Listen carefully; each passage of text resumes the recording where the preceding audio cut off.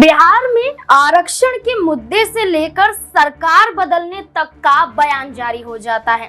बिहार में स्थिति उत्पन्न हो जाती है कि अब बार बार नीतीश कुमार पर दबाव बनाने की कोशिश की जा रही है कि सरकार गिरा दे, सरकार बदल दे, समर्थन वापस ले लें। तमाम बयान महागठबंधन की तरफ से आरजेडी द्वारा दिए जा रहे हैं। जहां आरक्षण का मुद्दा उठता है तो एनडीए में दो फाड़ की स्थिति हमें देखने को मिलती है। जहां जीतन राम मांझी, जहां चिराग पासवान अपनी अलग अलग राय रखते हुए नजर आते हैं। जहां सुप्रीम कोर्ट के फैसले पर आरक्षण का जो मामला जब बिहार में उठता है तो बिहार में चिराग पासवान के जरिए कहा जाता है कि हम इस फैसले के समर्थन में नहीं हैं। आज भी कई ऐसे वर्ग हैं एससी एसटी में जिनके साथ भेदभाव किया जाता है। आज भी दलितों, आदिवासियों के साथ नाइंसाफी होती है। जहां चिराग पासवान आरक्षण में कोटे के प्रावधान को लेकर सहमत नजर नहीं आते हैं, तो वहीं जीतन राम मांझी कोटे के अंदर कोटे के प्रावधान के समर्थन में नजर आते हैं और ये दावा करते हैं कि बिहार में कम से कम 21 जातियां हैं और 21 जातियों के आधार पर उनका ये कहना है कि 46 साल से सिर्फ ओबीसी, एससी और एसटी वर्ग में जो आगे जातियां नजर आती हैं वही लाभ उठाती हुई आरक्षण का नजर आती हैं। 21 जातियों में से 4 जातियों को छोड़ दिया जाए तो जो बाकी तमाम जातियां हैं वो अभी तक किसी भी वर्ग में, किसी भी स्थान पर कोई भी लाभ नहीं उठा पाई हैं। चाहे वो डॉक्टरी की लाइन हो, चाहे वो शैक्षणिक स्थानों की बात हो, चाहे स्कूली की बात हो, यहाँ पर तमाम मुद्दों के जरिए देखा जाए तो 21 जातियों में से 4 जातियों को हटाकर तमाम जातियों का जिक्र जीतन राम मांझी ने कहा कि आज भी वो सिर्फ और सिर्फ पिछड़े हुए हैं, उन्हें आरक्षण का लाभ नहीं मिल पाया है। वो भी ओबीसी, एससी, एसटी वर्ग से आते हैं, जिसमें से गुइया, मुसार, नट, तमाम यहाँ पर जातियों का जिक्र जीतन राम मांझी करते हुए नजर आए।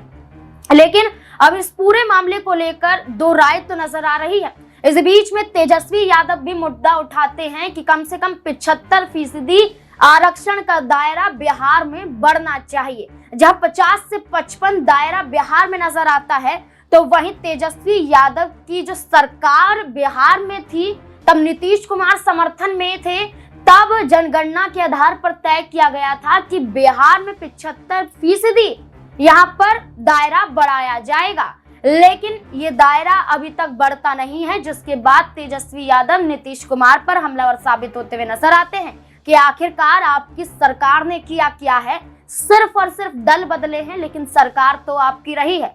लेकिन जिस वक्त पर आप प्रदर्शन करने के लिए उतारू थे उस वक्त से लेकर अब तक आप मौन नजर आते हैं। तेजस्वी यादव और कई बड़े सवाल खड़े करते हुए नीतीश कुमार पर नजर आते हैं। क्या कुछ कह रहे हैं, देखिए जरा। अगर मजबूती से अपनी बात को रखेंगे तो मोदी जी की हिम्मत नहीं है मना करने को, तो कम से कम क्या मुख्यमंत्री जाति आधारित गणना पूरे देश में चाहते हैं कि नहीं चाहते, ये बताना चाहिए।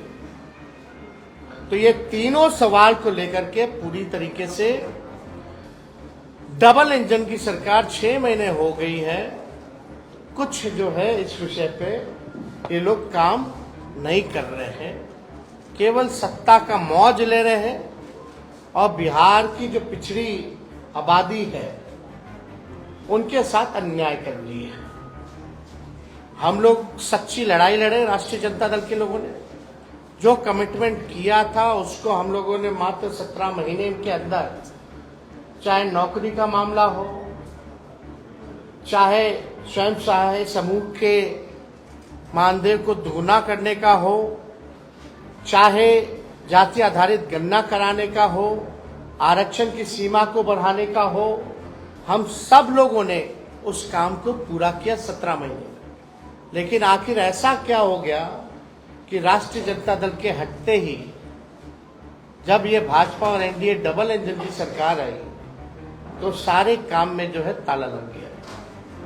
तो इस पे हम लोग इसलिए प्रेस कॉन्फ्रेंस बुला करके आप लोगों को सूचित करना चाहते थे कि कम से कम आप लोग भी सूचित हो जाइए और देश और राज्य के लोग को भी सूचित कर दिया जाए कि भारत सरकार मतलब जनता दल यूनाइटेड बीजेपी, इसमें बिहार की पार्टियां हैं एनडीए में। बिहार को ही वोट लेके अब बिहार को विशेष राज्य का दर्जा नहीं दे दिया, बिहार का ही वोट लेकर के सारा काम करके आरक्षण को 9वीं अनुसूची में नहीं डाला जा रहा, पैकेज नहीं दिया जा रहा अलग से। बजट में तरह तरह की बातें आई, जितना इंफ्रास्ट्रक्चर का पुराना मामला जो हमने उठाया वही सारा उसी टाइम हो गया था, उसी चीज को दोहराया गया, खाली नोट कवर बदल दिया गया। तो हम लोग इसको लेकर के हम लोग जो है जनता के बीच जाएंगे, अदालत सर्वोच्च न्यायालय हम लोग जाएंगे और अपने पक्ष को मजबूती के साथ रखेंगे और किसी भी कीमत पर जो आरक्षण महागठबंधन की सरकार ने बढ़ाया था उसको खत्म नहीं होने देंगे, उसको लागू करा करके ही हम लोग दम लेंगे। इसलिए आप सब लोगों को हम बुलाए और कोई विषय पे अगर आप लोगों को सवाल पूछना हो, यार आपको बोले 15 अगस्त के बाद हम लोग जाएंगे। किस वजह से आखिर ये नहीं शामिल हो पा रहा है? क्या नियत ही खराब है।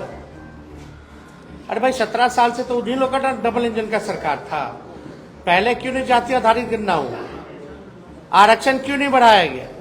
राष्ट्रीय जनता दल आई 17 महीने में करके दिखाया, और करके ही नहीं दिखाया, जब चले जाने के बाद इसको फंसा दिया गया। नीतीश जी को ईडी का डर है क्या? उनके एक अधिकारी को ईडी की अब क्या डर है, नहीं डर है, ईमानदारी से तो जांच हो तो बहुत मामले खुलेंगे, लेकिन अब अंदर उन लोगों के क्या चल रहा है वो आप लोग जानते हैं कि भाई लोग तो डीलिंग वाली पार्टी है, ये लोग केवल डील करना जानती है।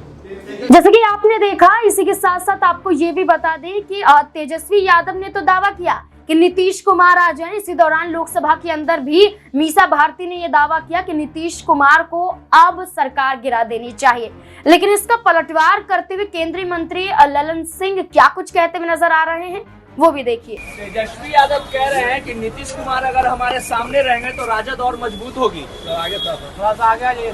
ख्याली पुलाव पकाने दीजिए, वो ख्याली पुलाव पकाते रहते हैं और वो ख्याली ही पुलाव पकाते रह जाएंगे। उनके जन्म कुंडली में जो उनकी चाहत है वो नहीं लिखा हुआ। आरक्षण को लेकर भी कह रहे हैं कि आरक्षण विरोधी होगा। बिहार में ललन सिंह का ये दावा है कि आप ख्याली पुलाव पकाते रहिए, लेकिन नीतीश कुमार आपके साथ नहीं आने वाले हैं।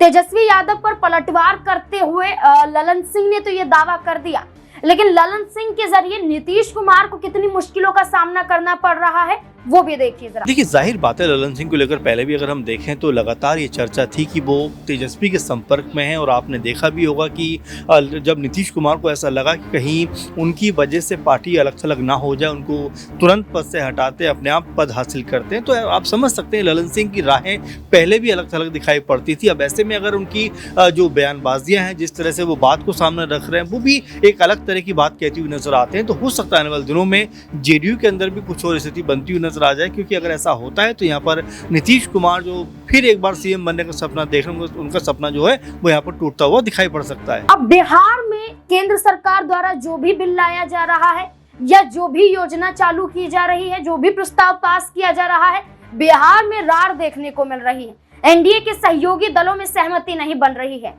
और महागठबंधन की राय एनडीए के सहयोगी दलों की राय के अनुसार देखी जा रही है। और इसी बीच में नीतीश कुमार की वापसी को लेकर कई बड़े संकेत दिए जा रहे हैं। ऐसे में अब नीतीश कुमार क्या फैसला लेंगे? जो बयान सामने आ रहे हैं, क्या इस बयान के आधार पर अब वाकई नीतीश कुमार पलटी मारते हुए नजर आएंगे? आपको भी क्या लगता है? अपनी राय कमेंट सेक्शन में जरूर बताएं। देखते रहें SPN9 न्यूज। धन्यवाद।